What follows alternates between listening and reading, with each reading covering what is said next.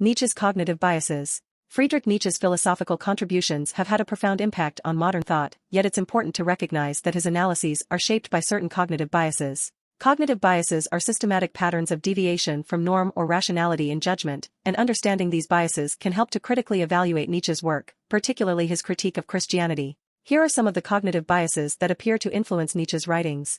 Confirmation bias. Nietzsche's arguments often display a strong confirmation bias, where evidence supporting his pre-existing beliefs about Christianity is highlighted, and evidence to the contrary is ignored or dismissed. For example, he focuses on moments in Christian history characterized by repression or dogmatism while disregarding the tradition's many contributions to ethics, social justice, and the arts. Fundamental attribution error. Nietzsche tends to attribute the behavior and beliefs of Christians solely to their religious convictions, neglecting situational or cultural factors. This is evident in his generalizations about slave morality as a universally adopted Christian ethical framework, which ignores the diversity of beliefs and practices within Christianity. Overconfidence effect. Nietzsche's tone and style often convey a high level of certainty in his conclusions.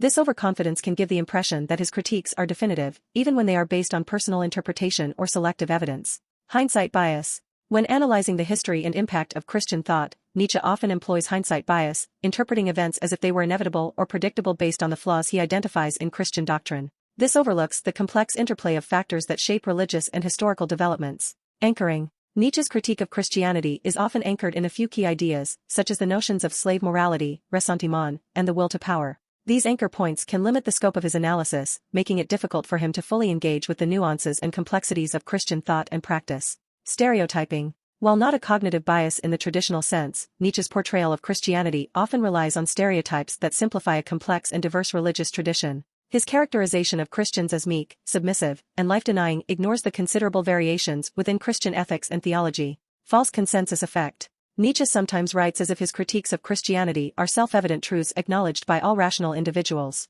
This can be seen as a form of the false consensus effect, where he overestimates the extent to which others share his views. Availability heuristic. Nietzsche's critique often focuses on the most visible or well-known aspects of Christianity, particularly its institutional forms and mainstream doctrines.